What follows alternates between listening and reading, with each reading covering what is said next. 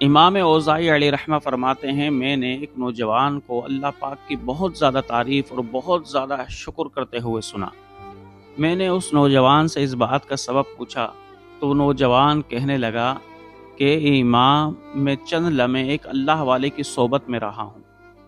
امام اوزاعی نے اس نوجوان سے کہا کہ اس صحبت کا واقعہ تو بتاؤ کہ تم اتنے بڑے شکر گزار اور اتنے بڑے اللہ کے حمد کرنے والے کیسے بن گئے؟ وہ نوجوان کہنے لگا، اے امام، میں ایک مرتبہ مصر سے رباط جانے کے لیے نکلا۔ اب جب میں نے سفر شروع کیا تو میرے پاس کھانا پینا تھا، لیکن وہ سفر دراز ہو گیا اور کھانا پینا میرے پاس ختم ہو گیا۔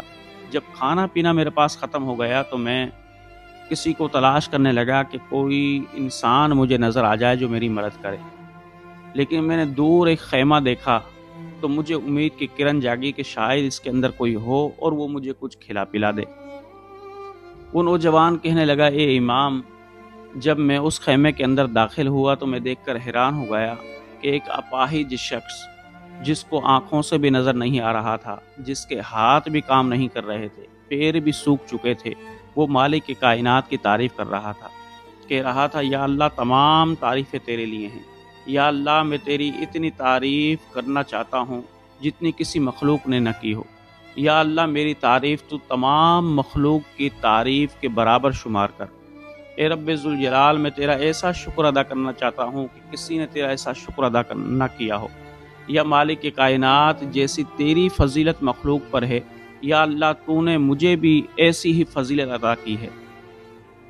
وہ نوجوان بڑا حیران ہوا۔ وہ کہنے لگا، اے امام اوزاعی، میں نے جب اس کا حمد سنا، اس کی شکر گزاری سنی، میں بڑا حیران ہوا۔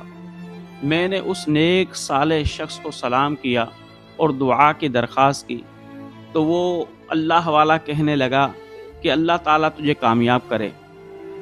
نوجوان کہنے لگا، حضرت، میں نے اس اللہ والے سے کہا کہ آپ اللہ رب ذوالجلال کے ایسی حمد کر رہے ہیں، ایسی شکر گزاری کر رہے ہیں، یہ تو بتلائیے کہ آپ تو پیروں سے معذور ہیں، آنکھوں سے دیکھ بھی نہیں رہے، ہاتھ بھی آپ کے کام نہیں کر رہے، تو آپ کو اللہ رب ذوالجلال کی اتنی حمد کی اور اتنے شکر گزاری کی کیا ضرورت ہے؟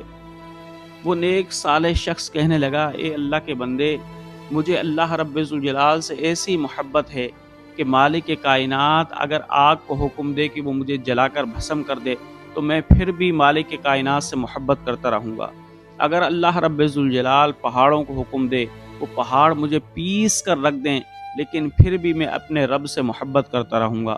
اگر میرا رب زمین کو حکم دے وہ مجھے نگل لے، لیکن پھر بھی میں اپنے رب سے محبت کرتا رہوں گا۔ نوجوان نے جب یہ سنا تو نوجوان کے دل میں بھی ان باتوں کا بہت اثر ہوا۔ اب اس نے بھی تہیہ کر لیا کہ میں بھی پوری زندگی اللہ رب ذوالجلال کی حمد اور اللہ رب ذوالجلال کی شکر گزاری کرتا رہوں گا۔ وہ نوجوان کہتا ہے، پھر میں نے اس نیک صالح شخص سے دعا لی تو وہ نیک صالح شخص کہنے لگا، اے میرے بیٹے، اب تم جا تو رہے ہو لیکن میرا ایک کام ہی کرتے جاؤ۔ میں نے کہا کہ حضرت بتائیے۔ اس نیک صالح شخص نے کہا کہ میرا ایک بیٹا بہت دیر سے باہر گیا ہوا ہے، اب تک آیا نہیں ہے کچھ کھانے پینے کا لے کر، ذرا میرے بیٹے کو تو تلاش کر دو۔ وہ نوجوان کہنے لگا کہ اے امام، اب میں دل میں یہ سوچنے لگا کہ کسی مسلمان کی مدد کرنا بھی بہت بڑی نیکی ہے۔ میں اس نیت سے باہر نکلا اور اس کے بیٹے کو تلاش کرنے لگا۔ تلاش کرتے کرتے میں ایک ایسی جگہ پر پہنچا کہ جہاں پر ایک لاش پڑی ہوئی تھی اور اس کو جانور کھا رہے تھے۔ جب میں نے یہ دیکھا میں سمجھ گیا کہ یہ اس غم زدہ مصیبت زدہ اللہ والے کا ہی بیٹا ہے۔ وہ نوجوان واپس آیا خیمے کے اندر اور نیک صالح شخص سے کہا کہ میں آپ کے بیٹے کا احوال تو آپ کو بعد میں بتلاؤں گا، لیکن مجھے ایک سوال کا جواب تو دیں۔ اللہ اکبر! اس نیک صالح شخص نے کہا کہ بتلائیے، کیا سوال ہے؟ نوجوان نے کہا کہ یہ بتائیے کہ آپ کی مصیبت زیادہ تھی یا حضرت ایوب علیہ السلام کی مصائب زیادہ تھے؟ اس نیک صالح شخص نے کہا کہ حضرت ایوب علیہ السلام کے مصائب زیادہ تھے۔ پھر نوجوان نے کہا، اگر حضرت ایوب علیہ السلام کے مصائب زیادہ تھے، یعنی ایسے مصائب تھے اللہ پاک نے ان کو بیماری کے اندر بھی مبتلا کیا لیکن مالک کائنات نے ان کی آل اولاد کو بھی چھین لیا۔ نیک صالح شخص کہنے لگا بالکل اولاد کو بھی چھین لیا۔ تو نوجوان نے کہا کہ اللہ کے بندے اب آپ بھی صبر کرنا کہ مالک کائنات نے آپ کے بیٹے کو بھی اپنے پاس بلا لیا ہے۔ جب اس نیک صالح شخص نے یہ سنا تو وہ مالک کائنات کا شکر ادا کرنے لگا اور کہنے لگا یا اللہ میں صبر کروں گا۔ یہ کہا اور اس کی روح نکل گئی۔ نوجوان کہتا ہے کہ اے امام اوزاعی، جب اس کی روح نکل گئی تو میں انتظار میں بیٹھ گیا کہ کوئی قافلہ مجھے نظر آئے تو میں اس کی تجہیز و تکفین کراؤں۔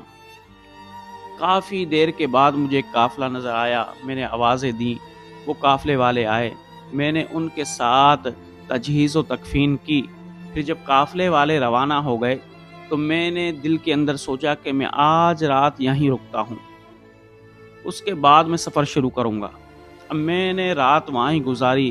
جب میں سویا خواب کے اندر میں کیا دیکھتا ہوں کہ وہ نیک صالح شخص، مصیبت زدہ شخص ایک سرسبز باغ کے اندر ٹہل رہا ہے اور اس نے سبز لباس پہنا ہوا ہے اور ٹہلتے ٹہلتے قرآن مقدس کی تلاوت کرتا ہوا جا رہا ہے۔ میں نے اس نیک صالح شخص سے کہا کہ اللہ کے بندے یہ تو بتا کہ تجھے یہ مقام کیسے ملا؟ اس نیک صالح شخص نے کہا کہ یہ مجھے مقام اللہ کی حمد اور اللہ کی شکر گزاری کرنے پر ملا ہے۔ تو اے امام اوزاعی، اس لیے اب میں بھی اللہ رب الجلال کی ہر وقت حمد اور ہر وقت شکر گزاری کرتا رہتا ہوں۔ امام اوزاعی علیہ رحمہ فرماتے ہیں کہ جوانوں دیکھو، اس جوان نے جب ایک اللہ والے کی صحبت اختیار کی تو اس کو ایسا اثر ہوا اس کی صحبت کا کہ اب وہ بھی ہر وقت اللہ رب الجلال کی حمد اور شکر گزاری کرنے لگ گیا۔ اس لیے بزرگان دین فرماتے ہیں کہ صحبت کا اثر ضرور ہوتا ہے۔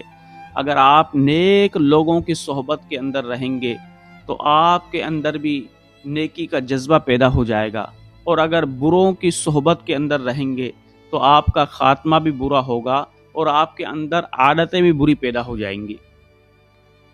مجدد الف ثانی علیہ رحمہ کا ایک مرید تھا جو بہت زیادہ خدمت کیا کرتا تھا۔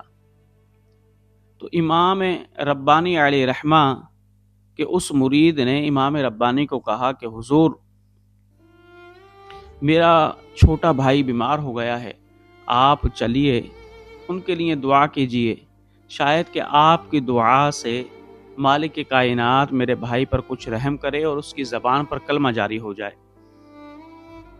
امام ربانی نے اپنے مرید کی بات کو ٹالا نہیں،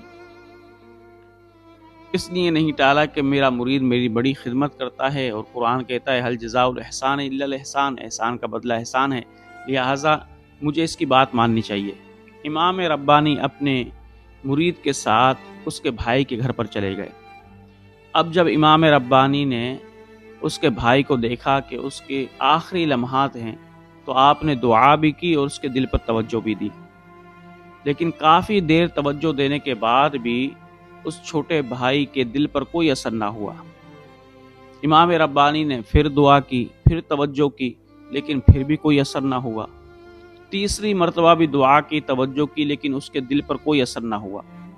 امام ربانی جیسا ولی اللہ جب وہ توجہ ڈالے تو سوچیں کہ کیا حالت ہوگی دل کی، کہ مردہ دل بھی اللہ اللہ کرنے لگ جائے، لیکن اس شخص کا دل اللہ کے ذکر میں جاری نہیں ہو رہا تھا، اس کا دل اللہ کے ذکر پر زندہ نہیں ہو رہا تھا۔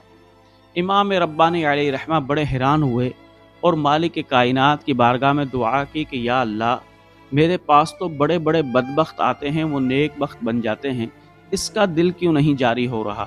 اللہ رب الجلال نے امام ربانی فرماتے ہیں میرے دل کے اندر یہ بات ڈالی، یہ الہام ڈالا کہ اے ربانی، یہ شخص کافروں کی صحبت میں بیٹھا کرتا تھا، بد مذہبوں کی صحبت میں بیٹھا کرتا تھا، ان کی صحبت کی وجہ سے اس کا دل مردہ ہو چکا ہے، اب اس کی زبان پر کلمہ جاری نہیں ہوگا۔ اللہ اکبر۔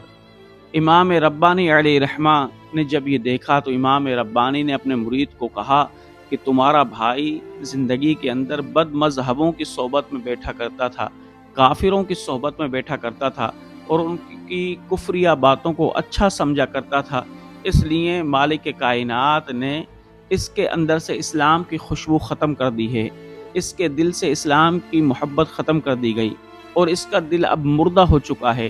اے میرے مرید، اب اس کی زبان پر کلمہ جاری نہیں ہوگا۔ اس لیے امام ربانی علیہ رحمہ نے فرمایا کہ کبھی بھی بروں کی صحبت میں نہ رہو، بد مذہبوں کی صحبت میں نہ رہو، کافروں کی صحبت میں نہ رہو۔